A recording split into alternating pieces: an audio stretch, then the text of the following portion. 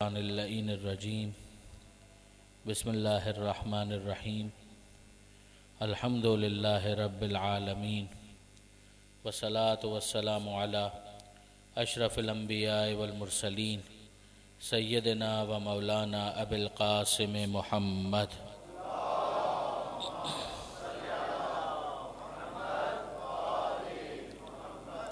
وأہل بیتہ الطیبین الطاہرین المعصومین المظلومین المنتجبین المنتخبین المیامین لا سیما علی الامام المنتظر والحجۃ الثانی عشر الذین اذهب اللہ عنہم الرجس وطہرہم تطہیرا۔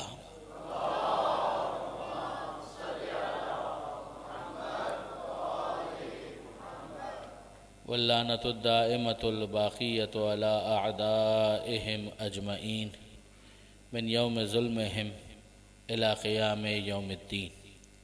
اللہم انا نرغب الیک فی دولۃ کریمہ تعز بها الاسلام واہلہ وتذل بها النفاق واہلہ وتجعلنا فیہا من الدعاة الی طاعتک والقادۃ الی سبیلک وترزقنا بها کرامۃ الدنیا والآخرہ۔ رب اشرح لی صدری ویسر لی امری واحلل عقدۃ من لسانی یفقہوا قولی واجعلنی خالصا لوجہک الکریم۔ یا اللہ صلوات علی محمد و آل محمد۔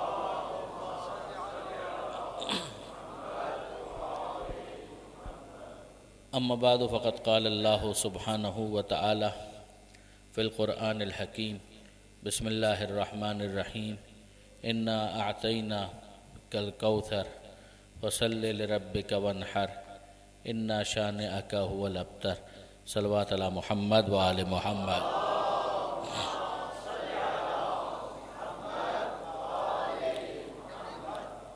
برادران عزیز و خاران محترم، ایام جناب سیدہ خاتون جنت حضرت فاطمہ زہرا سلام اللہ علیہا بی بی کی شہادت کی تاریخوں میں جو احتمال اول دیا جاتا ہے، اس کی مناسبت سے منعقدہ ان مجالس کے لیے جس سورہ کو سرنامہ کلام میں تلاوت کرنے کا شرف حاصل کیا گیا وہ سورہ کوثر ہے، جس میں پروردگار عالم نے ایک شان سے یہ اعلان فرمایا کہ انا اعطیناک الکوثر، اے حبیب ہم نے آپ کو عطا کر دیا، فاطمہ زہرا کی صورت میں خیر کثیر عطا کر دیا، ہم نے کوثر عطا کر دیا۔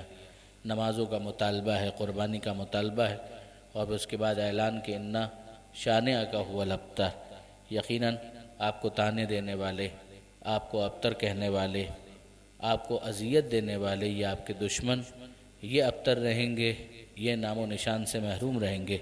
آپ کا نشان نسل سیدہ کے ذریعے سے قیامت تک باقی رہے گا۔ یہ پروردگار عالم کا اعلان، جس کے لیے میں نے کل گزارش کی تھی کہ قرآن کی حقانیت کا ایک ثبوت بن گیا کہ وقت آگے گزرتا چلا گیا اور اس کے بعد دشمنوں نے اپنی پوری کوشش کر لی نسل سادات کو ختم کرنے کی، بنو امیہ کے مظالم، بنو عباس کے مظالم، مگر پوری دنیا کے اندر سادات کا وجود آج بھی اس بات کا اعلان کر رہا ہے کہ یہ قرآن خدا کا کلام ہے، کہ جس نے یہ دعویٰ اس وقت کیا تھا اور آج وقت گزرنے کے بعد اس کی حقانیت ثابت ہو رہی ہے کہ دشمنوں کی تمام تر کوششوں کے باوجود پروردگار عالم کی بات بالکل سچ ثابت ہوئی۔ درود بھیجیے گا محمد و آل محمد پر۔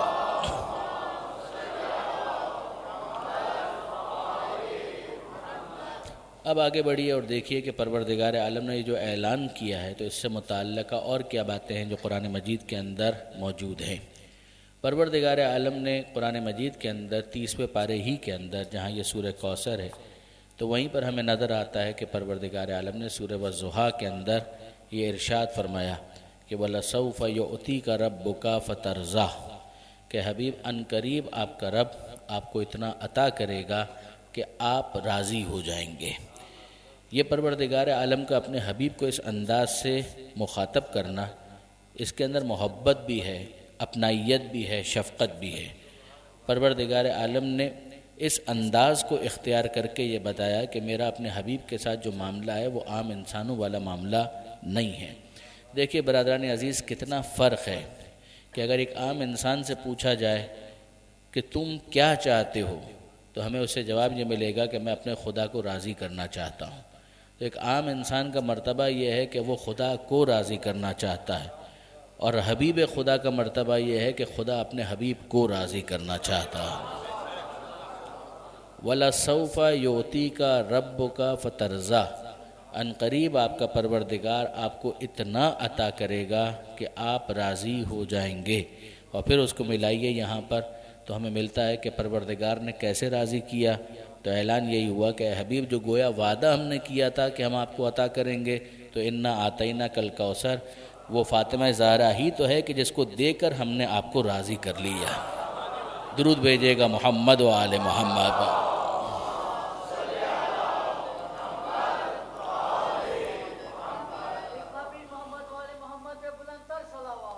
اللہ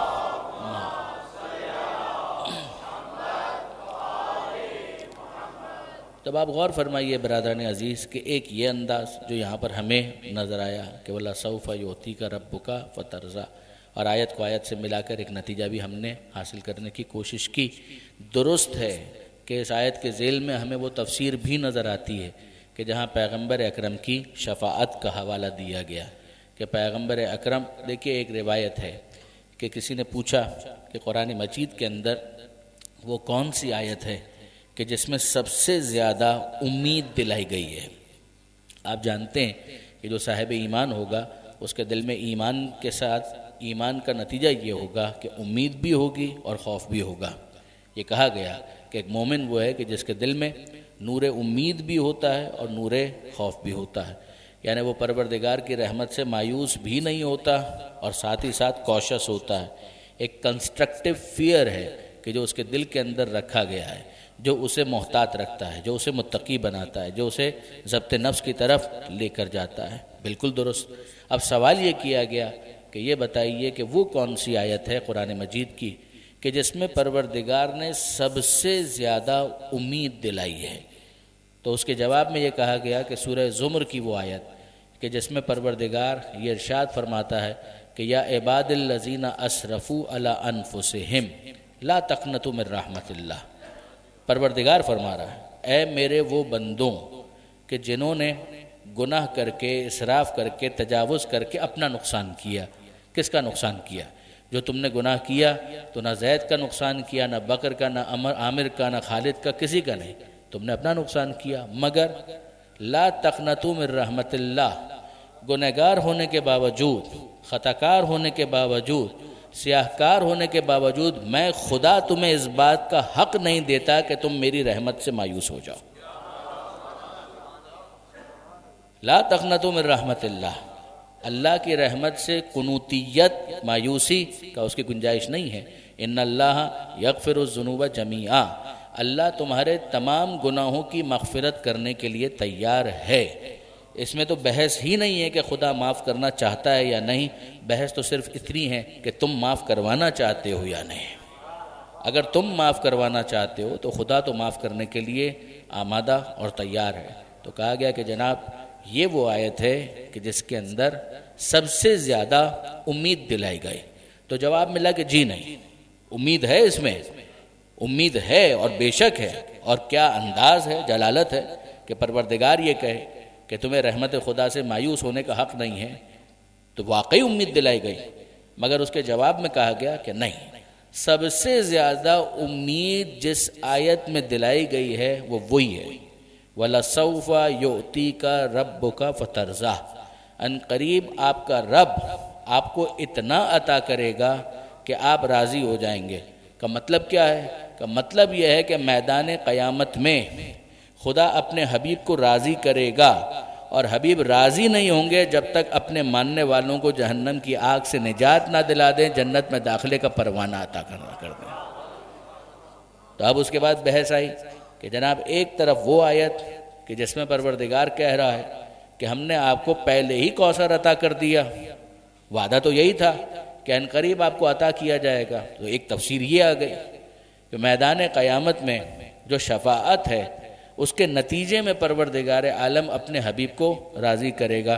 برادران عزیز، کسی قسم کا کوئی تکلف ہے ہی نہیں، پروردگار عالم نے زہرا کی صورت میں وہ کوثر عطا کیا ہے کہ جس کی شفاعت سے میدان قیامت میں ماننے والوں کو جہنم کی آزادی کا پروانہ ملے گا، جنت میں داخلے کی اجازت ملے گی۔ درود بھیجیے گا محمد و آل محمد با۔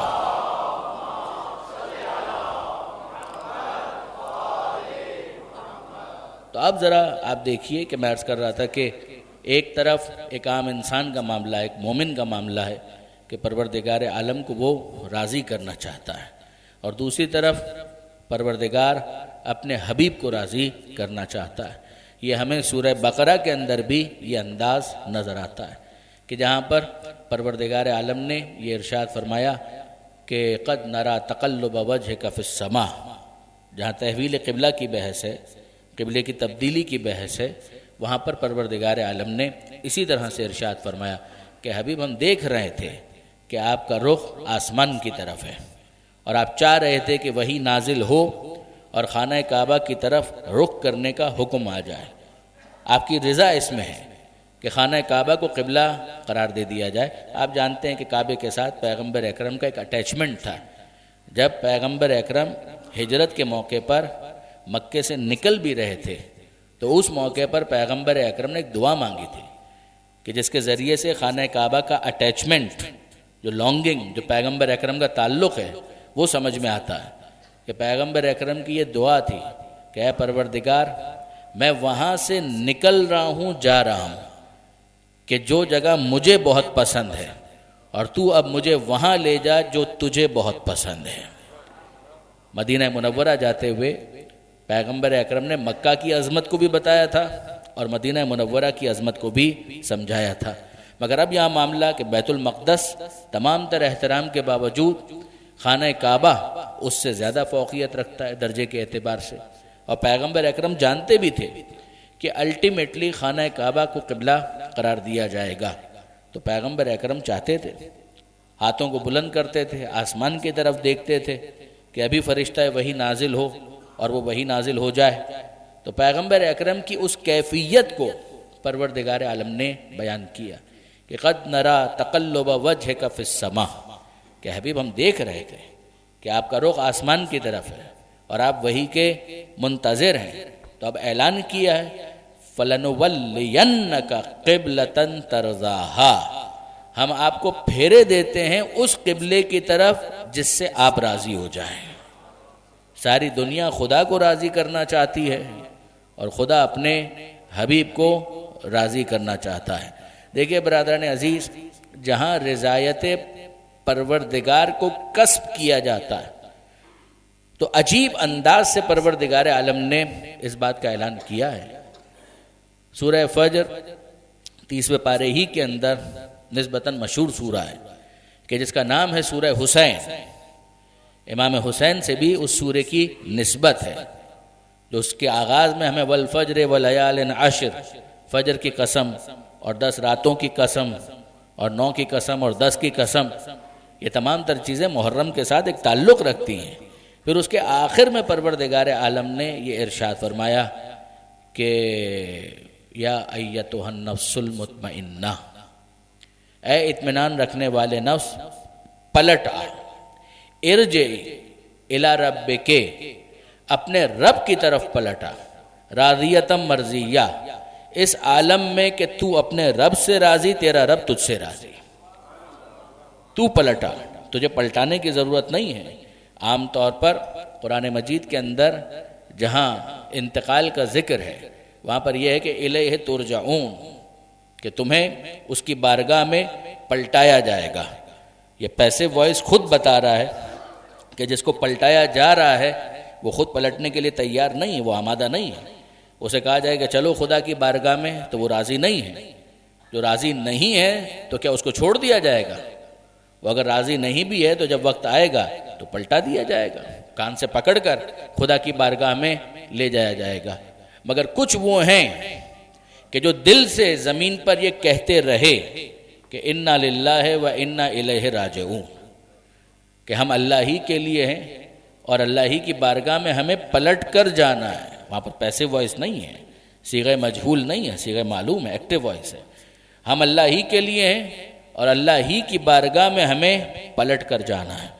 آپ اس کا عنوان بھی دیکھیں تو کہا جاتا ہے کلمہ استرجاع، یعنی رجوع کو طلب کرنا، پلٹنے کو طلب کرنا۔ وہ تو اس بات کے طلبگار تھے کہ کب وقت آئے گا اور ہم خدا کی بارگاہ میں پلٹ کر جائیں گے، اور اب یہاں پر اعلان ہوتا ہے کہ یا ایتھا النفس المطمئنہ، جس وقت کے تم منتظر تھے وہ وقت آ گیا، ارجعی الی ربک، پلٹ آؤ، اپنے رب کی بارگاہ میں پلٹ آؤ۔ کس کیفیت میں پلٹ آؤ؟ کہ راضیۃ مرضیہ، تم اپنے رب سے راضی اور تمہارا رب تم سے راضی۔ فادخلی فی عبادی، میرے مخصوص بندوں کی صف میں شامل ہو جاؤ۔ وادخلی جنتی، میری جنت تمہاری منتظر ہے، تم اس میں داخل ہو جاؤ۔ دیکھیے برادران عزیز، یہ عجیب بات ہے کہ یہاں پہ رضایت کا ذکر پہلے ہے، راضی ہونے کا ذکر پہلے ہے، مرضیہ ہونے کا ذکر پہلے ہے، جنت کا تذکرہ بعد میں ہے۔ ان کا جو وصف نمایاں طور پر بیان کیا گیا ہے وہ یہ ہے، یعنی یہ میں خاص طور پر اس لیے عرض کر رہا ہوں کہ آپ دیکھیں گے کہ پروردگار عالم نے ہمیں جانا ہے سیدہ تک، سیدہ کے ناموں میں کچھ ہے کہ جس تک پہنچنے کے لیے یہ مقدمات میں طے کر رہا ہوں۔ آپ ذرا غور فرمائیے، سورہ براءت قرآن مجید کا بہت مشہور سورہ ہے، جس کے آغاز میں آپ کو بسم اللہ نہیں ملے گا۔ وہاں پروردگار عالم نے بتایا کہ ایک عام انسان کس کو راضی کرنا چاہتا ہے۔ اگر وہ خدا والا ہو تو خدا کی رضایت کو طلب کرے گا نا، جو دعائے کمیل کے اندر ہم کو سکھایا گیا، ان تجعلنی بقسمک راضیا قانعا، کہ اے پروردگار میں تجھ سے یہ دعا مانگتا ہوں کہ تو جو حصہ تو نے میرا مقرر کیا ہے اس پر مجھے راضی رہنے کی توفیق عطا فرما۔ ایسا ہی ہے کہ بھائی محنت کرو، کماؤ، حاصل کرو، دعا مانگو، اے پروردگار مجھے یہ بھی دے دے وہ بھی دے دے، کوئی حرج نہیں۔ کروڑ پتی ارب پتی بننے کی دعا مانگو، کھرب پتی بننے کی دعا مانگو، دنیا مانگو، آخرت مانگو، سب کچھ مانگو، مگر اب اس کے بعد اتنا بھی تو ظرف ہو انسان کے اندر کہ وہ خدا کو مخاطب کر کے یہ جملہ کہہ سکے کہ مالک بقسمک راضیا، میں نے اتنا کچھ مانگ لیا مگر اب جو حصہ تو نے میرا مقرر کیا ہے اس پر مجھے راضی رہنے کی توفیق عطا فرما، اس پر مجھے قانع رہنے کی توفیق عطا فرما۔ یہ ایک دیندار انسان کا مزاج ہے کہ وہ اس طرح سے دعا مانگے گا۔ یہی چیز شب قدر کی دعاؤں میں بھی سکھائی گئی، یہی بات دعائے کمیل کے اندر بھی سکھائی گئی۔ تو یہ ہوگا دنیا دار انسان نہیں، دیندار انسان۔ اور جو دنیا دار انسان ہے وہ اللہ کے نام کو بھی استعمال کرے گا اپنے غلط مقاصد کے لیے۔ سورہ براءت، سورہ توبہ، آیت کا نشان 62۔ پروردگار عالم فرماتا ہے یحلفون باللہ لکم لیرزوکم، کہ یہ منافقین قسمیں کھاتے ہیں، اللہ کی قسمیں کھاتے ہیں۔ کیوں؟ لیرزوکم، تاکہ تم کو راضی کریں، یعنی اے مسلمانوں تم کو راضی کرنے کے لیے یہ اللہ کی قسمیں کھاتے ہیں، جھوٹی قسمیں کھاتے ہیں۔ واللہ ورسولہ احق ان یرضوہ، اور حق یہ تھا کہ یہ راضی کرنے کی کوشش کرتے کس کو؟ اللہ اور اللہ کے رسول کو۔ حق یہ تھا، یہ لوگ جھوٹی قسمیں کھاتے ہیں تم کو راضی کرنے کے لیے، حق یہ تھا کہ یہ اللہ کو راضی کرنے کی کوشش کرتے، رسول کو راضی کرنے کی کوشش کرتے۔ برادران عزیز، اتنا تو ہم کو سمجھ میں آیا کہ اگر اللہ اور رسول کی رضا وہی ہوتی کہ جو دوسرے مسلمانوں کی ہے تو یہ نہ کہا جاتا۔ اس کا مطلب ہی یہ ہے کہ عام مسلمانوں کی رضا کچھ اور ہے، اللہ اور اللہ کے رسول کی رضا کچھ اور ہے۔ اب آئیے ذرا ایک سٹیپ آگے بڑھیے، ایک سٹیپ اور آگے بڑھیے، اور ذرا دیکھیے سورہ تحریم کے اندر آغاز ہی میں 66واں سورہ کیا ارشاد ہوا۔ پروردگار عالم فرماتا ہے اے حبیب لما تحرم ما احل اللہ لک، اے حبیب اپنی ازواج کے کہنے پر آپ کو کسی قسم کی پابندی اپنی ذات پر لگانے کی ضرورت نہیں ہے۔ وہ پیغمبر کا اخلاق ہے کہ کسی نہ کسی طریقے سے راہ راست پر لانے کے لیے دلجوئی کرتے ہیں، کبھی ایک انداز کبھی دوسرا انداز۔ پروردگار عالم فرماتا ہے اے حبیب لما تحرم ما احل اللہ لک، اے حبیب اپنے آپ پر کسی طرح کی پابندی لگانے کی ضرورت نہیں ہے۔ تبتغی مرضات ازواجک، کیا آپ اپنی ازواج کی مرضی چاہتے ہیں؟ یہاں پر بھی ہمیں سمجھ میں آیا کہ ازواج کی مرضی وہی ہوتی جو خدا کی مرضی ہے تو یہ نہ کہا جاتا. یعنی ازواج کی مرضی اور ہے، خدا کی مرضی اور ہے. صحابہ کرام کی مرضی اور ہے، خدا کی مرضی اور ہے. وہ وہاں پر سورہ توبہ کے اندر کہا گیا، یہ سورہ تحریم کے اندر کہا گیا. عام مسلمان یعنی صحابہ کرام کا ان کی مرضی اور ہے، خدا اور رسول کی مرضی اور ہے. ازواج کی مرضی اور ہے، سورہ تحریم. خدا کی مرضی اور ہے. اب اس کے بعد ذرا دیکھیے متفق بین الفریقین، آپ کو یہ حدیث ملے گی، شیعہ منع میں بھی ہے اور سنی کتابوں کے اندر بھی ہے کہ پیغمبر اکرم نے فرمایا ان اللہ یا فاطمہ، اے فاطمہ زہرا، ان اللہ یرضا لرضاک ویغضب لغضبک، اے فاطمہ زہرا تیرا مرتبہ یہ ہے کہ تیرے راضی ہونے پر خدا راضی ہوتا ہے، تیرے ناراض ہونے پر خدا ناراض ہوتا ہے.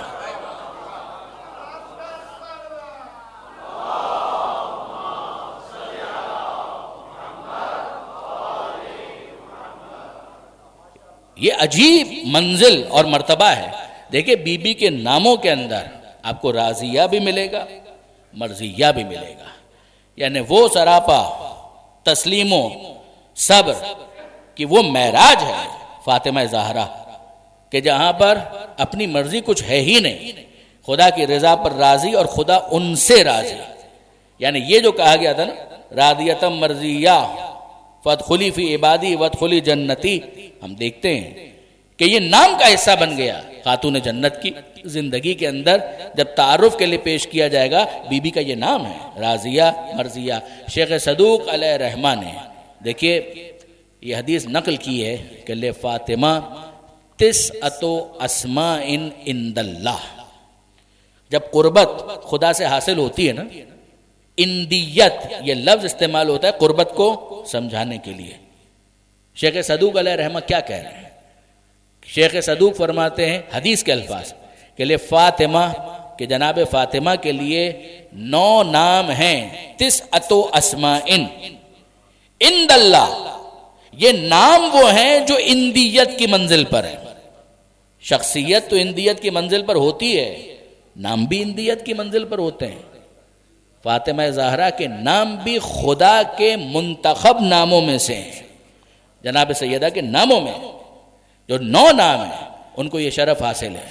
جب کوئی شخصیت اندیت کی منزل پر ہوتی ہے تو ہم دیکھتے ہیں کہ پروردگار عالم یہ ارشاد فرماتا ہے سورہ اعراف کے اندر کہ ان الذین عند ربک لا یستکبرون عن عبادتہ، کہ جو عند ربک کی منزل پر ہو، رب سے قربت کی منزل پر ہو، وہ اپنی عبادت پر کبھی متکبر نہیں ہوتے.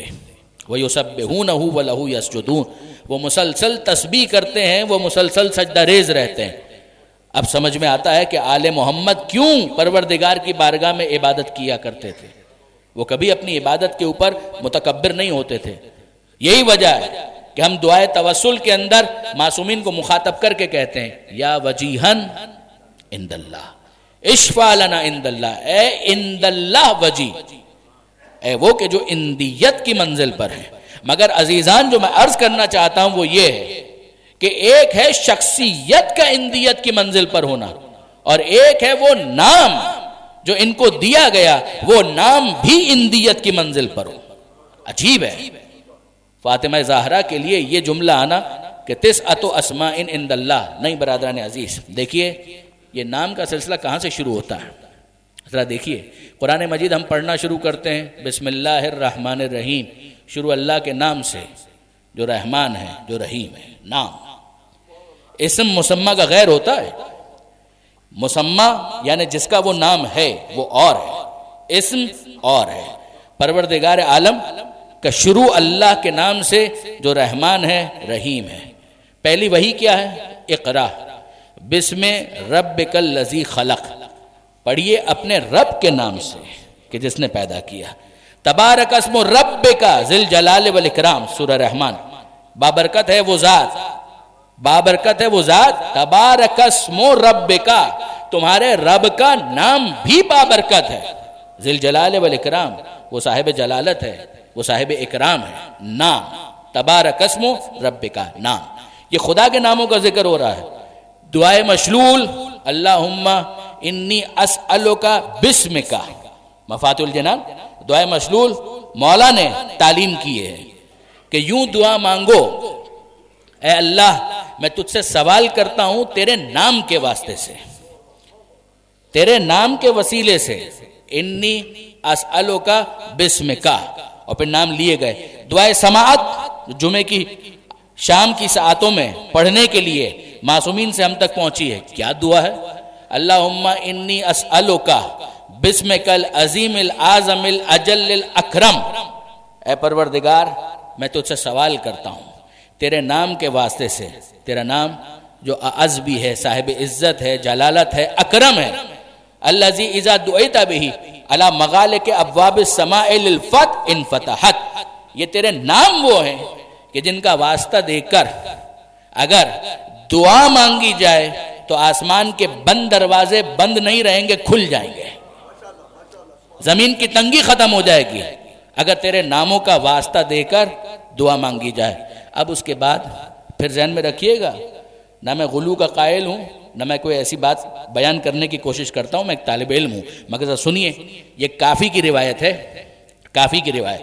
خدا کے ناموں کے اندر رحمان بھی ہے، رحیم بھی ہے، ستار بھی ہے، غفار بھی ہے، قدوس بھی ہے، منتقم بھی ہے. کتنے نام ہیں؟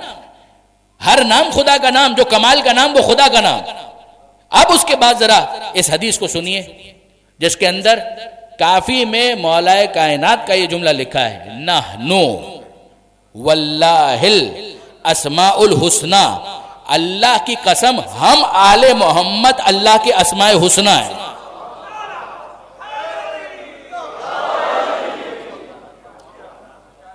جس کی معرفت کے بغیر اللہ اپنے بندوں سے کچھ بھی قبول نہیں کرتا. لا يقبل اللہ من العباد شیئا الا بمعرفتنا، اللہ کچھ قبول نہیں کرے گا اگر ہم آل محمد کی معرفت نہ ہو. یعنی میں نے کیا کہہ دیا؟ کیا میں یہ کہہ رہا ہوں کہ امیر المومنین خدا ہے؟ معاذ اللہ معاذ اللہ معاذ اللہ، نعوذ باللہ من ذالک، قطعا نہیں. اسم کا کام یہ ہوتا ہے کہ وہ مسمى پر دلیل بن جائے. بہت توجہ کیجئے گا، اسم کا کام یہ ہوتا ہے. لفظ اللہ اور ہے، ذات اللہ اور ہے. لفظ رحمان اور ہے، ذات رحمان اور ہے. لفظ رحیم اور ہے، ذات رحیم اور ہے. یہ پروردگار کے اوصاف خدا پر دلیل ہیں. اسی طرح سے بندگان میں وہ منتخب بندے جو خدا کے وجود کی دلیل بن جائیں انہیں بھی اسما کہا جائے گا.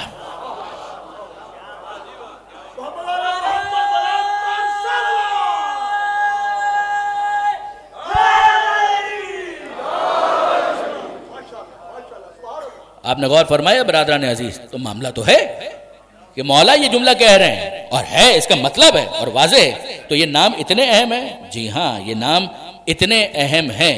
اب اس کے بعد ذرا سنیے برادران عزیز، وہ انا اعطینا کل کوثر، ایسا ہی ہے نا، انا اعطینا کل کوثر. عربی میں دینے کے لیے ایک لفظ ہے اعطا، جس سے نکلا ہے عطا، عین توئیں الف، اور ایک ہے ایتا، یہ بھی دینے کے معنی میں. ابھی میں ان کے فرق میں بھی گفتگو نہیں کر رہا، مگر دونوں لفظ ایک اعطا اور ایک ایتا، یہ دونوں عربی کے اندر استعمال ہوتے ہیں.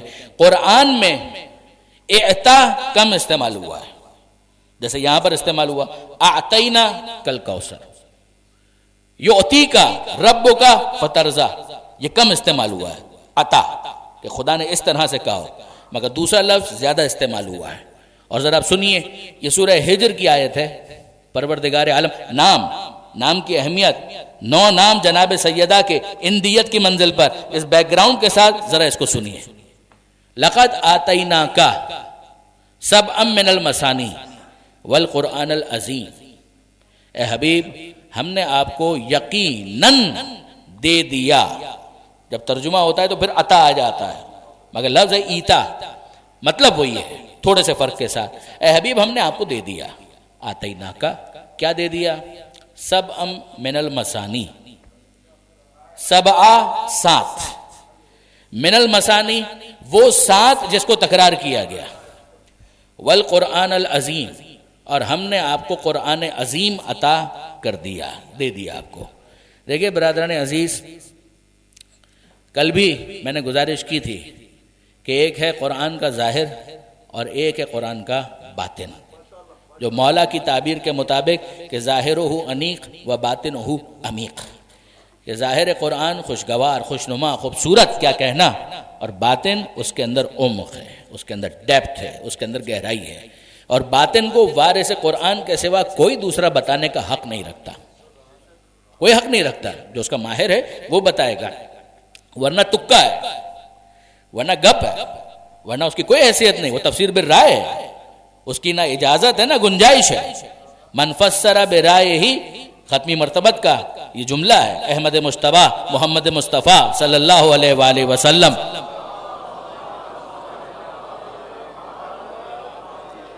کہ من فسر برائے ہی، اگر کوئی اپنی رائے سے تفسیر کرے تو وہ اپنی سیٹ جہنم کے اندر بک سمجھے، اپنی نشست جہنم کی آگ میں پکی سمجھے۔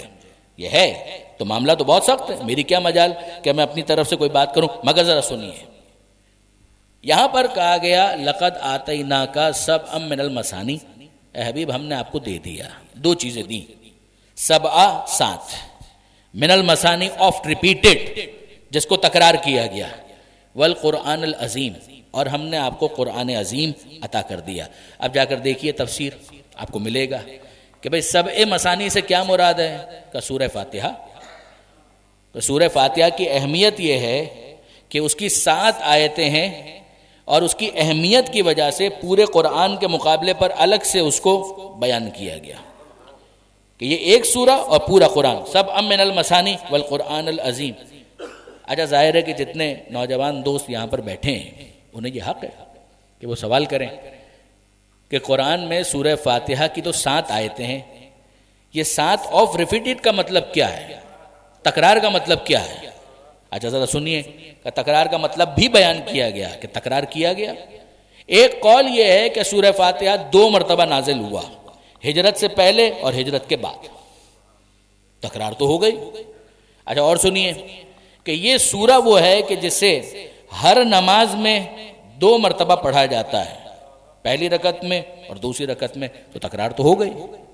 اس کے اندر لفظ ہیں ایسے الفاظ کہ جن کو تکرار کیا گیا، بسم اللہ الرحمن الرحیم، اللہ رحمان رحیم، الحمدللہ اللہ تکرار ہوا، الرحمن الحمدللہ رب العالمین، الرحمن تکرار ہوا، الرحیم تکرار ہوا، اہدنا الصراط المستقیم، صراط الذین انعمت علیہم، لفظ صراط تکرار تو ہوا کہ یہ اس کی جسٹیفیکیشن دی گئی، مجھے اس پہ کوئی اعتراض نہیں ہے۔ یہ قرآن کی اس آیت کی تفسیر کا ایک رخ ہو سکتا ہے بالکل، مگر کیا تفسیر یہیں تک محدود ہے، یہیں تک منحصر ہے؟ جواب جی نہیں، ایسا نہیں ہے۔ کیا اس کی کوئی اور تعویل، کوئی اور تفسیر بھی آئی ہے؟ بالکل آئی ہے۔ چھٹے امام کا یہ جملہ ہے، چھٹے امام کا یہ فرمان ہے کہ ہم ہیں سبع مثانی کے جس کا ذکر یہاں پر کیا گیا، ہم ہیں سبع مثانی کہ جن کا ذکر یہاں اس آیت کے اندر، سورہ ہجر 15واں سورہ اس کی آیت کہ اس کے اندر کیا گیا۔ اچھا بات سمجھ میں بھی آتی ہے، ہم تو ہمیشہ یہ سنتے آئے قرآن اہل بیت، قرآن اہل بیت، قرآن اطرت، قرآن آل محمد، یہ دونوں ایک دوسرے سے کبھی جدا نہیں ہوں گے۔ سورہ فاتحہ بالآخر قرآن میں شامل ہے، یہ رخ قابل توجہ ہے کہ یہاں پروردگار عالم نے کہا 7 وہ کہ جن کو تکرار کیا گیا۔ اچھا اب جو غور طلب بات ہے کہ اگر آل محمد ہیں تو یا 5 کا عدد آئے، یا 12 کا عدد آئے، یا 14 کا عدد آئے، یہ 7 کا عدد کیسے سمجھ میں آئے گا؟ دیکھیں برادران عزیز، اگر صرف 7 ہوتا تو سمجھ میں نہ آتا، مگر کہا یہ گیا 7 وہ کہ جس کو تکرار کیا گیا۔ جب تکرار کیا جائے گا تو اب کل کتنے ہو گئے؟ 14 تو ہو گئے۔ اور اب اس کے بعد آئیے شیخ عباس کمی، ان کی معرکۃ الآراء کتاب ہے منتہی الاعمال، 7ویں امام کی زندگی کو وہ ڈسکس کر رہے ہیں، اور 7ویں امام کی زندگی پر بحث کرتے ہوئے انہوں نے اس تفصیل کو بیان کیا جو میں آپ کے سامنے پیش کر رہا ہوں کہ وہ کہتے ہیں کہ نام 7 ہی ہیں، نام 7 ہی ہیں، اگر آپ گنیں گے تو نام 14 نہیں ہیں، نام 7 ہی ہیں جن میں سے بعض تکرار ہوئے ہیں۔ اب آپ گنیے میرے ساتھ، محمد، علی، فاطمہ، حسن، حسین، ابھی تک کوئی تکرار نہیں ہوا۔ اب اس کے بعد حسین کے بعد علی زین العابدین، زین العابدین لقب ہے، نام علی ہے جو تکرار ہوا۔ محمد باقر، باقر صفت ہے، نام محمد ہے جو تکرار ہوا۔ جعفر صادق نیا نام ہے، چھٹا نام ہے۔ موسیٰ کاظم 7واں نام ہے، نیا نام ہے۔ علی رضا، رضا صفت ہے، نام علی ہے جو تکرار ہوا ہے۔ اب اس کے بعد آگے بڑھیے، محمد تقی، تقی صفت ہے، نام محمد ہے جو تکرار ہوا ہے۔ علی نقی، نقی صفت ہے، نام علی ہے جو تکرار ہوا ہے۔ حسن عسکری، عسکری نسبت ہے، نام حسن ہے جو تکرار ہوا ہے۔ اور مہدی صفت ہے، نام وہی ہے جو پیغمبر اکرم کا نام تھا، جس کے لیے رسول نے کہا تھا اس کا نام بھی میرے نام پر ہوگا، اس کی کنیت بھی میری کنیت ہوگی۔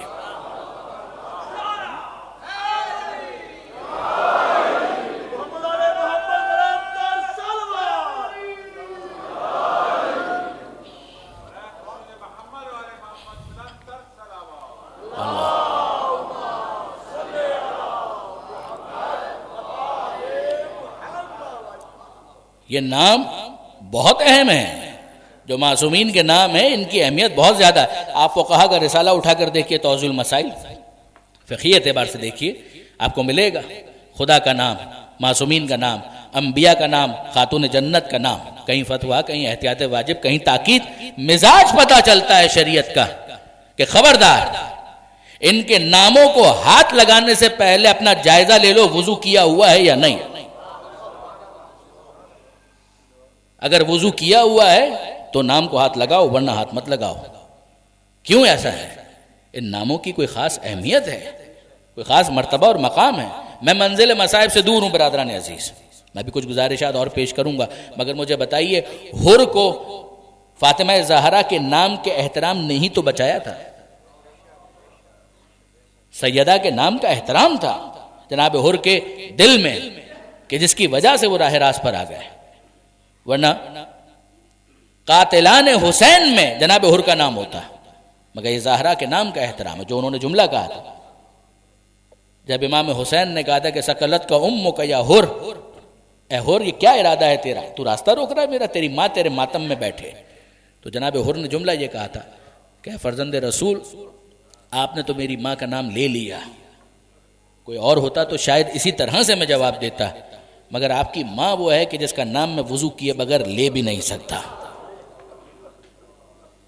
ہمارے بہت محترم، خدا ان کو غریق رحمت کرے، پروفیسر عطا شاہ نقوی صاحب ڈیرہ غازی خان کے، وہ یہ جملہ کہا کرتے تھے کہ یہ حر کو سیدہ کے احترام نے بچا لیا،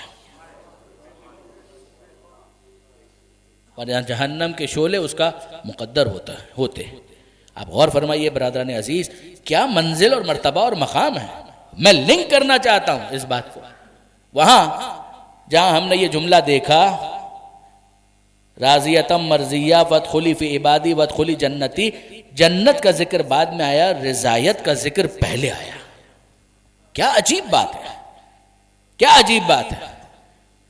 جناب فضہ کے حوالے سے ایک مکالمہ کتابوں کے اندر درج ہے، جس سے ہمیں سمجھ میں آتا ہے کہ انسان کی جب معرفت بڑھتی ہے تو اس کا ذہن کہاں تک پہنچ جاتا ہے۔ جنت تو ملے گی اور بے شک ملے گی، ملنی چاہیے۔ پروردگار عالم نے سورہ براءت کے اندر یہ بات کہی ہے کہ جس کو جناب فضہ نے اپنے انداز سے انٹرپریٹ کیا ہے۔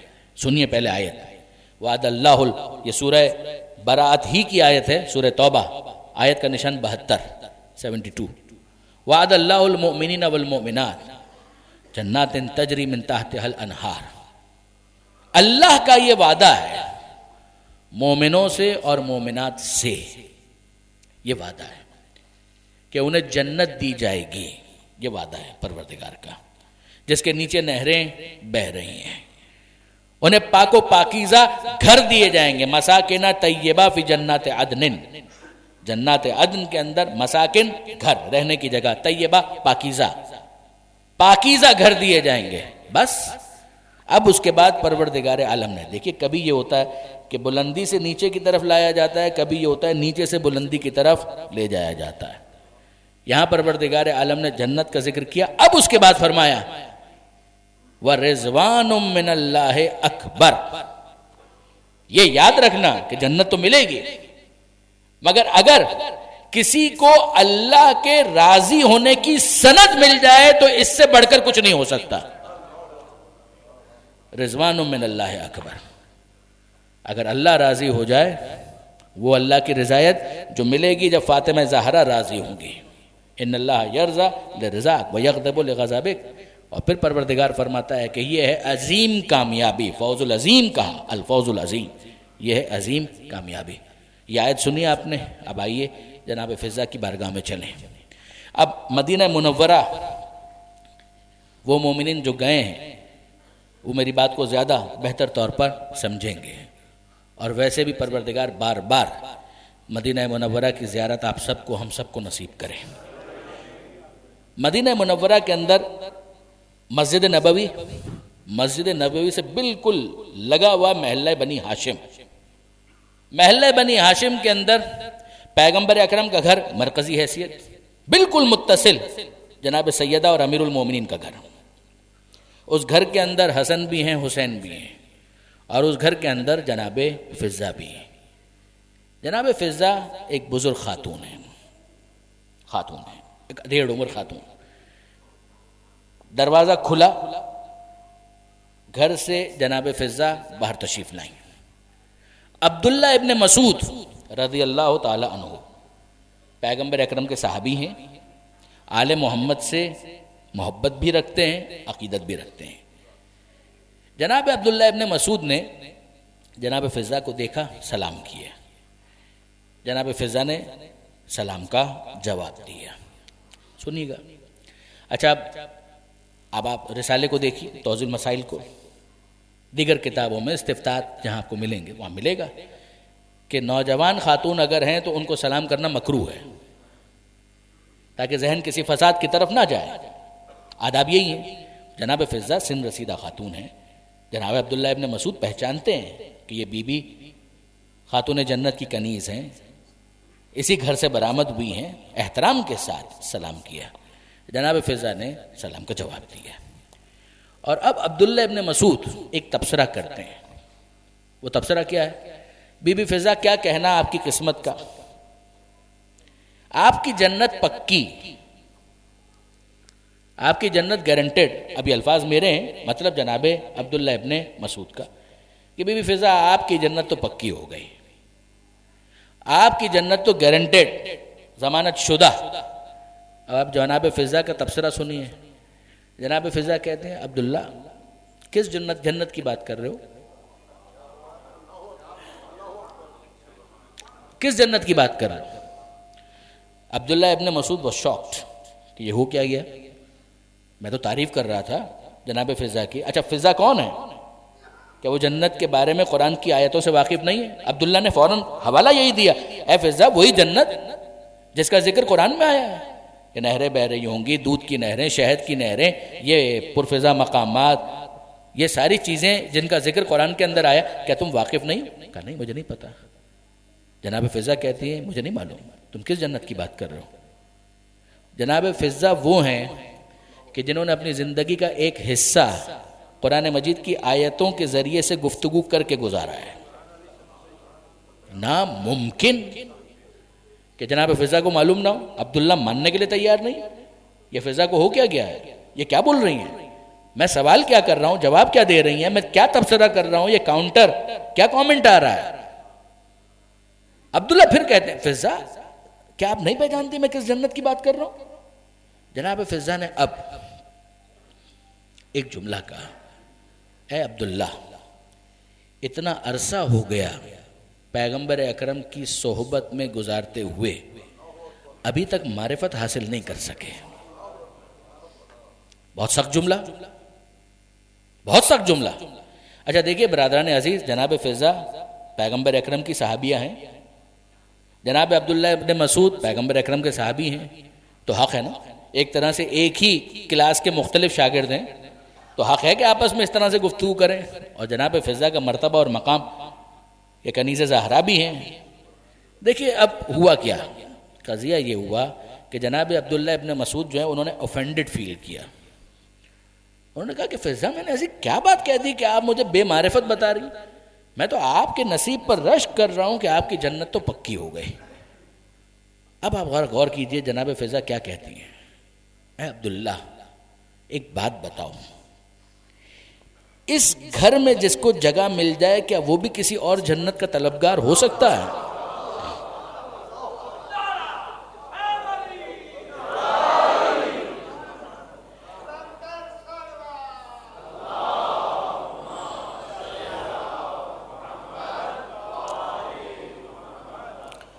جس کو اشارہ کیا در سیدہ کی طرف اور کہا جس کو اس گھر میں رہنے کا شرف مل جائے کیا اسے بھی کسی اور جنت کی تمنا ہو سکتی ہے؟ اچھا اب آپ انصاف سے مجھے بتائیے برادران عزیز، ہم لوگ جب اپنے مرحومین کے لیے دعا مانگتے ہیں تو کیا دعا مانگتے ہیں؟ بے شک ہم کہتے ہیں پروردگار مغفرت فرما، اے پروردگار اس کے اعمال کو قبول فرما، یہی ہم دعا مانگتے ہیں. جب جنت کا ذکر آتا ہے تو ہم کیا دعا مانگتے ہیں؟ صرف اتنی کہ اے پروردگار ہمارے اس مرحوم کو جنت میں جگہ عطا فرما؟ نہیں. احسان، سبحان اللہ، یہ جو جواب آیا، ہم دعا یہ مانگتے ہیں پروردگار ہمارے مرحوم کو جنت الفردوس میں اعلیٰ علیین میں جوار معصومین میں جگہ عطا فرما. دیکھیے ہم سوچ سکتے ہیں تو کہاں تک سوچ پاتے ہیں؟ معصومین کے جوار کو سوچ پاتے ہیں. بہت توجہ کی، جوار کا مطلب کیا ہے؟ پڑوس. جب ہم سوچتے ہیں تو یہ سوچ پاتے ہیں کہ اتنا ہی ہو جائے کہ جنت میں جہاں معصوم معصومہ معصومین کا گھر ہے اس کے جوار میں کہیں ہمیں جگہ مل جائے، ہمارے مرحوم کو جگہ مل جائے. جنت میں بھی ہم سوچ پاتے ہیں تو اتنا کہ جوار میں پڑوس میں جگہ مل جائے. فضا وہ ہے کہ جسے اس دنیا میں جوار میں نہیں زہرا کے گھر میں جگہ ملی ہے. اب واقعاً حق تو یہی ہے، بے شک وہاں جنت مل جائے بہت اچھی بات ہے، ملے گی.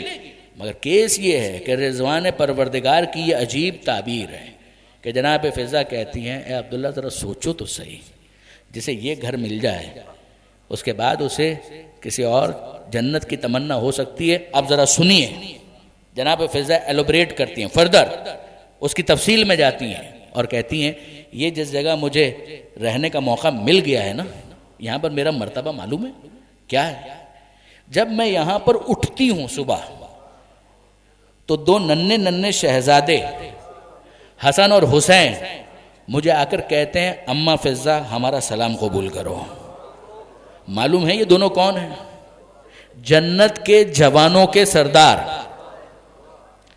جنت جوار جنت زہرا کا گھر. کہ میں اٹھتی ہوں دو ننھے ننھے شہزادے، کون؟ جو جنت کے جوانوں کے سردار ہیں، وہ آ کر جھک کر سلام کرتے ہیں اماں فضا ہمارا سلام قبول کرو. اچھا تھوڑا وقت گزرتا ہے، علی آتے ہیں اور کہتے ہیں بہن فضا میرا سلام قبول کرو. معلوم ہے علی کون ہے؟ قسیم النار والجنہ، جنت اور جہنم کے تقسیم کرنے والے. اور پھر کچھ وقت گزرتا ہے، وہ بیوی آتی ہے اور کہتی ہے بہن فضا کیسی ہو، میرا سلام قبول کرو. یہ کون ہے؟ سیدۃ النساء اہل الجنہ، جنت کی عورتوں کی سردار. وہ آ کر کہتی ہے بہن فضا میرا سلام قبول کرو. مجھے بتاؤ کہ جس جگہ پر میں رہ رہی ہوں جوانان جنت کے سردار وہاں ہیں، جنت اور جہنم کا تقسیم کرنے والا وہاں ہے، جنت کی عورتوں کی سردار وہاں ہیں، وہاں اگر مجھے رہنا مل گیا اس کے بعد کسی اور جنت کی میں طلبگار ہو سکتی ہوں؟ عجیب معرفت ہے. واقعاً حق ہے کہ جناب فضا عبداللہ ابن مسعود کو اس طرح سے جواب دیں. دیکھیں برادران عزیز دامن وقت میں اب کہاں گنجائش ہے. یہ کچھ افراد عبداللہ ابن مسعود نے پھر برا نہیں منایا، سمجھ گئے کہ بات تو بالکل صحیح ہے، مناسب ہے، سمجھ میں آنے والی ہے. سلمان فارسی کیا کہنا، ابو ذر غفاری کیا کہنا، عمار یاسر کیا کہنا، مقداد کیا کہنا. دیکھیے برادران عزیز اگر ہمیں صحابہ کرام سے کوئی قد ہوتی تو یہ سب بھی تو صحابہ کرام ہیں. ہم کیوں ان کے پیروں کی خاک کو اپنی آنکھوں کے لیے سرما سمجھتے ہیں؟ ہماری شرط صرف ایک ہے، اور یہ شرط ہماری نہیں ہے. اگر بطول راضی ہو تو ہر صحابی ہماری جانیں اس صحابی پر قربان. مسئلہ سارا یہ ہے، معیار ایک ہے. اگر کوئی پیغمبر اکرم کی اس وصیت پر عمل نہیں کر پاتا جو صحاح کے اندر ہے، اذکرکم باہل بیتی، اذکرکم باہل بیتی، میں تمہیں اپنے اہل بیت کے بارے میں بار بار نصیحت کرتا ہوں اور یاد دلاتا ہوں. دیکھو میں قیامت کے میدان میں تم سے پوچھوں گا کہ تم نے میرے بعد میرے اہل بیت کے ساتھ کیا سلوک کیا. سلمان ہوں، بلال ہوں، عمار ہوں، ابو ذر ہوں، ہماری جانیں قربان، انہوں نے اہل بیت کے حق کو پہچانا ہے. مگر آپ مجھے بتائیے کہ اگر کوئی آ کر خانہ زہرا کو آگ لگائے تو کیا ہم اس کا احترام کر پائیں گے؟ ہم محتاط الفاظ میں اظہار کریں گے کہ کہیں کوئی ہرٹ نہ ہو جائے، لیکن آپ مجھے انصاف سے بتائیے ہم اس شکستہ پہلو کو کیسے فراموش کر جائیں؟ ہم ان زخمی پسلیوں کو کیسے بھلا دیں؟ کیا یہی سلوک ہونا چاہیے تھا اس کے ساتھ کہ جیسے پیغمبر اکرم نے بضعۃ منی کہا ہو کہ یہ زہرا میرا ٹکڑا ہے؟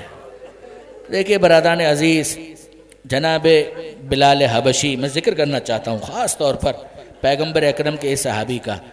کیا کہنا، اس شخصیت کا لکنت ہے، صحیح طرح سے بول بھی نہیں پاتے ہیں. جناب بلال آل محمد کے وفادار ہیں، اہل بیت سے محبت رکھنے والے ہیں، لکنت، بول بھی نہیں پاتے. غلام حبشی جیسے پیغمبر اکرم نے آزاد کر کے مؤذن بنایا. خانہ کعبہ جب مکہ فتح ہوا ہے تو یہ شرف حاصل ہے بلال حبشی کو کہ بلند ہوئے ہیں خانہ کعبہ کی چھت پر اور وہاں سے اذان کہی ہے. ہندا ابو سفیان کی بیوی، اس موقع پر بھی اس نے اعتراض کیا تھا. دیکھیے یہ جناب بلال، سنیے جناب سیدہ کے حوالے سے 2 جملے سنیے اور اس کے بعد میں مصائب کو آگے بڑھاؤں اور مکمل کروں. یہ جناب بلال سین اور شین کو صحیح طرح سے بول نہیں پاتے تھے. اسلام کیا چاہتا ہے؟ اسلام یہ چاہتا ہے کہ شین کو شین بولو، سین کو سین بولو. نماز پڑھنے کے بھی آداب ہے نا، یہی کہا گیا، سین کو سین پڑھو، شین کو شین پڑھو. اگر کوئی بیچارہ پوری کوشش کرنے کے بعد بھی اپنی اس کمزوری کو اوورکم نہ کر سکے تو اسلام کہتا ہے ٹھیک ہے، کوئی بات نہیں، کوشش تم نے کی، باقی تو ینظر الی قلوبکم، اللہ تمہارے دلوں کو دیکھتا ہے، لا الی صورکم، تمہارے چہروں کو نہیں دیکھتا. صحیح ہے، فقہ کا مسئلہ بھی یہی ہے کہ آپ نے اپنی پوری کوشش کر لی، اب نہیں بول. پیغمبر اکرم نے ہٹایا نہیں، بلال کو ہٹایا نہیں.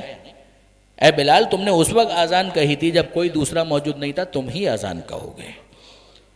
اب بلال بیچارے بولتے ہیں اشہدو، بول نہیں پاتے، کہتے اشہدو، اشہدو ان لا الہ الا اللہ کی جگہ اشہدو ان لا الہ الا اللہ، اشہدو ان محمد رسول اللہ کی جگہ اشہدو ان محمد رسول اللہ. کسی نے آ کر پیغمبر اکرم سے کمپلین کی اللہ کے رسول اس کو تو ہٹائیں. اللہ کے رسول، جاہلیت کا جو مزاج ہے، اللہ کے رسول اس کو تو ہٹائیں. شین اور سین میں تو فرق نہیں کر پاتا، اشہدو کی جگہ اشہدو بولتا ہے. پیغمبر کا جواب معلوم ہے؟ پیغمبر کا جواب یہ ہے سینو بلال شین عند اللہ. تم جب سنتے ہو نا تو تمہیں اشہدو سنائی دیتا ہے، خدا کے پاس اشہدو بن کر پہنچتا ہے. خلوص کی تو کوئی قیمت نہیں ہے نا برادران عزیز. یہ بلال حبشی، یہ بلال حبشی محبت پیغمبر اکرم سے، آل محمد سے، خانہ فاطمہ زہرا سے. بلال کی اذان اس کی ایک علامتی اہمیت تھی. فجر کا وقت ہو بلال اذان دے رہے ہیں، ظہر کا وقت ہو بلال اذان دے رہے ہیں، ہر وقت بلال اذان دے رہے ہیں. پیغمبر اکرم کی وفات ہو گئی، امیر المومنین کا حق چھین لیا گیا. جناب بلال اس موقع پر قبر رسول پر آئے اور انہوں نے آ کر وہاں پر یہ کہا کہ اللہ کے رسول، آج تک آپ کے غلام بلال نے اذان دی آپ کی خاطر، آپ کے غیر کے لیے میں اذان نہیں کہوں گا. یہ بلال کا احتجاج تھا کہ میں آپ کے غیر کے لیے اذان نہیں کہوں گا۔ عزیزان، لیلا کے کتے سے بھی مجنو کو عشق ہوتا ہے، لیلا کی گلی سے بھی مجنو کو عشق ہوتا ہے، چھوڑ کر نہیں جاتا۔ یہ بلال کیوں چھوڑ کر جا رہے ہیں؟ بلال چھوڑ کر جا رہے ہیں اپنے احتجاج کو ریکارڈ کروانے کے لیے کہ میں اللہ کے رسول سے بہت محبت کرتا ہوں، مگر میں دیکھ رہا ہوں یہ کیا ہو رہا ہے، علی کا حق چھین لیا گیا۔ احتجاج کیا، اللہ کے رسول آج تک آزان دی آپ کی خاطر، آپ کے غیر کے لیے آزان نہیں دوں گا، میں عہد شرعی کرتا ہوں۔ یہ عہد شرعی، اس کی اپنی شرعی ریکوائرمنٹس ہیں۔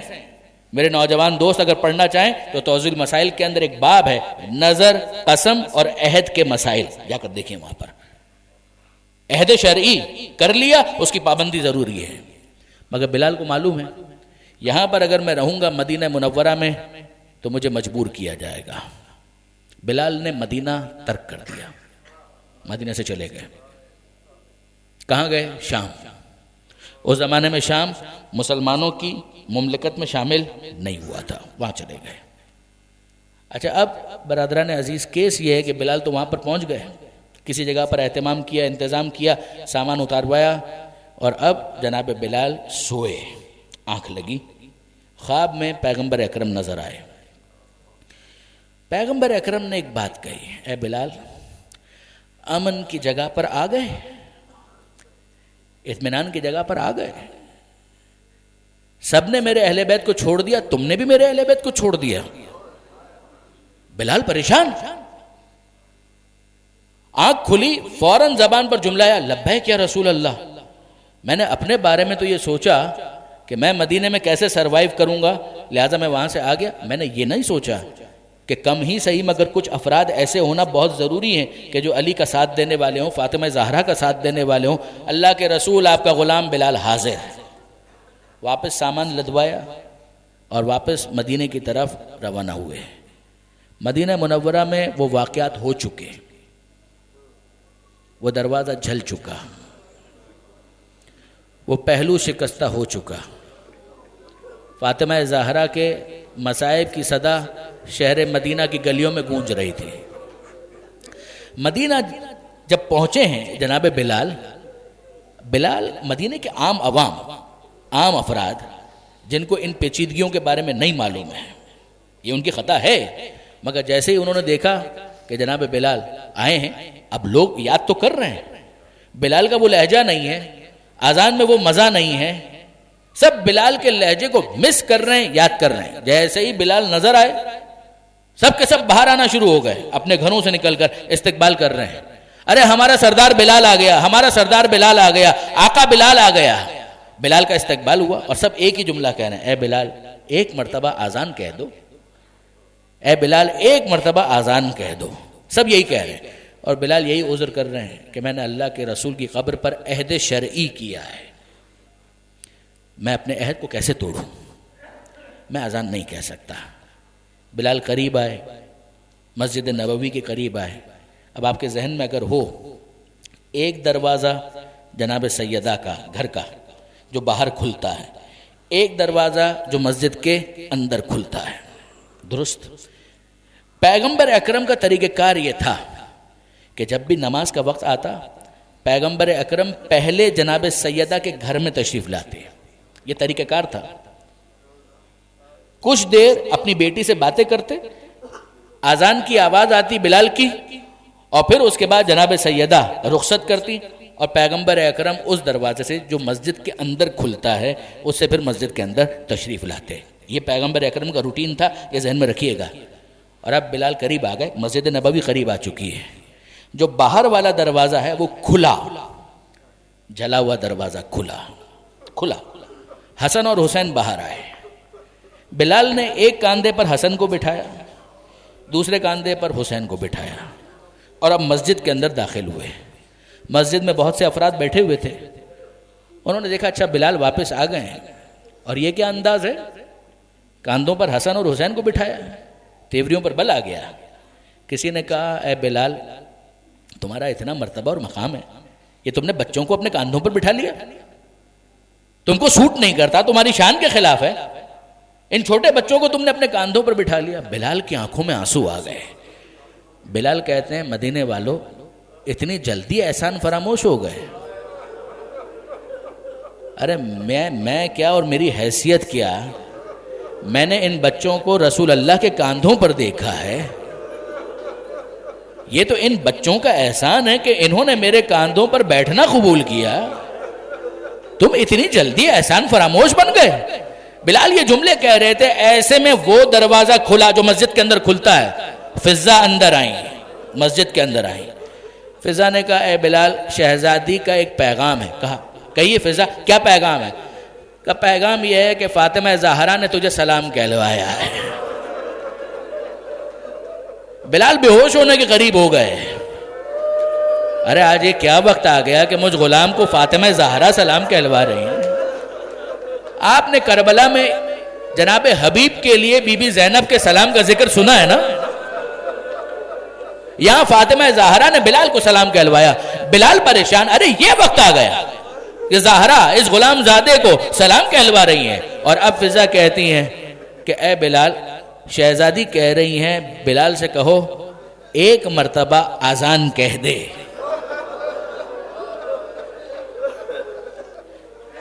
بلال معرفت سلمان فارسی جیسی نہیں ہے. ہاتھ جوڑ کے کہا فضا ایک کام کرو، شہزادی سے میری طرف سے عذر کر دینا کہ میں نے قبر رسول پر یہ عہد کیا تھا کہ اللہ کے رسول آپ کے غیر کے لیے میں اذان نہیں کہوں گا. بی بی سے کہو کہ مجھے معاف کر دیں، یہ میں نے عہد شرعی کیا ہوا ہے. فضا پیغام لے کر اندر چلی گئیں. کچھ دیر کے بعد واپس آئیں اور کہنے لگی بلال، فاطمہ کہہ رہی ہیں، شہزادی کہہ رہی ہیں کہ بلال سے کہو میرے حق کا واسطہ ایک مرتبہ اذان کہہ دے. اب بلال دل میں سوچتے ہیں کہ یہ زہرا کون ہے جس کے لیے رسول اللہ نے کہا ہے بضعۃ منی، یہ تو میرا ٹکڑا ہے. تو فاطمہ زہرا کے لیے اذان کہنا، رسول کے غیر کے لیے اذان کہنا کب ہوگا؟ بلال گلدستہ اذان پر بلند ہوئے اور اذان کہنا شروع کی. اب آپ کے ذہن میں ہے کہ پیغمبر اکرم پہلے آتے تھے فاطمہ زہرا کے گھر میں اور وہاں سے جاتے تھے، اذان سنتے تھے. فاطمہ زہرا بھی سنتی تھی، پیغمبر اکرم بھی سنتے تھے. اب یہاں سے بلال نے کہا اللہ اکبر. فاطمہ زہرا نے بے چینی کے ساتھ اپنے گھر کے اندر ٹہلنا شروع کیا، چلنا شروع کیا. جب بلال نے کہا اشہد ان لا الہ الا اللہ، فاطمہ زہرا کہنے لگی بابا جلدی کیجئے، بلال آذان کہہ رہے، آمادہ ہو جائیے، تیار ہو جائیے. بلال نے پھر کہا اشہد ان لا الہ الا اللہ. فاطمہ زہرا کہتی ہے بابا سر پر امامہ رکھیے، ہاتھ میں عصا تھامیے، ابا کو دوش پر ڈالیے. بلال آذان آگے بڑھا رہے ہیں. اب جب بلال نے کہا اشہد ان محمد رسول اللہ، فضا باہر آئی گھر مسجد کے اندر اور جملہ کہنے لگی بلال خدا کے لیے آذان روک دے، خدا کے لیے رک جا.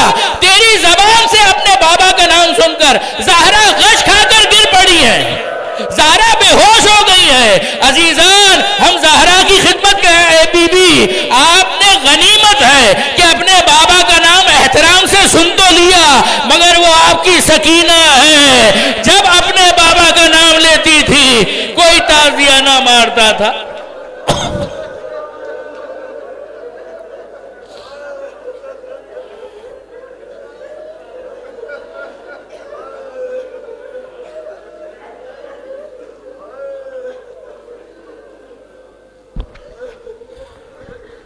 اللہ ولعنت اللہ علی القوم الظالمین.